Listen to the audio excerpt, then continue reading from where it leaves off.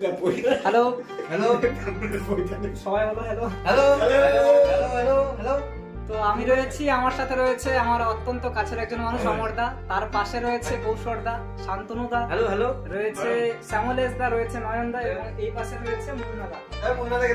তো যারা এখানে রয়েছে তারা প্রত্যেকে আমাদের কাছের এবং আমরা মুক্তির পথ আয়োজন সংস্থার সদস্যরা যারা একটা কথা বলি যে আমরা একে অপরের আত্মীয় নই কিন্তু একে অপরের আপনজন। সত্যি একদম একদম একদম আজকের ডেটেও সেটা আমরা উপলব্ধি করি। বাস্তব একদম বাস্তব কথা, অতি বাস্তব কথা। হবে। তো আজকে কৌশরদার জন্মদিন ছিল, ঘরোয়া পরিবেশে আমরা এই জন্মদিনটা সেলিব্রেট করলাম। না না ঠিক আছে ঠিক আছে একটু আমি তো ভাবলাম যে কি বলবো নাকি না আমি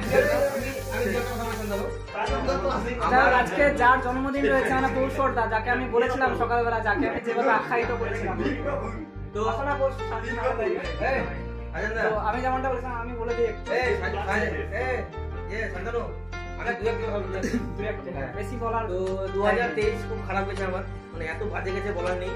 হ্যাঁ এখানে খুলে বলা যাচ্ছে না, সবাই জানে আমার। হ্যাঁ তো 2024 আশা করি। আমি জানি না বলে তো বলে। হ্যাঁ ও আচ্ছা ঠিক আছে, পরে তোকে বলছি আমি ক্যামেরার ওই দিকে ক্যামেরার ওই মানে বলছি।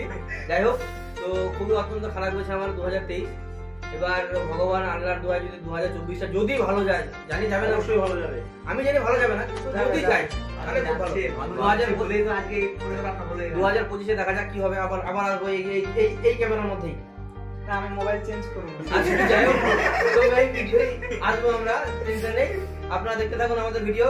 আমাদের মুক্তির পথ জয় হোক। জয় হোক।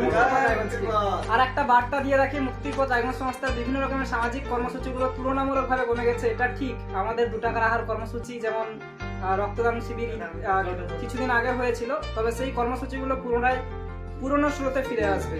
সাথে থাকবেন, পাশে থাকবেন এবং মুক্তির পথ রায়গঞ্জের পাশে অবশ্যই আগামীতে থাকবেন, যাতে করে আমরা বিভিন্ন রকমের সামাজিক কর্মসূচিগুলোকে কন্টিনিউ রাখতে পারি।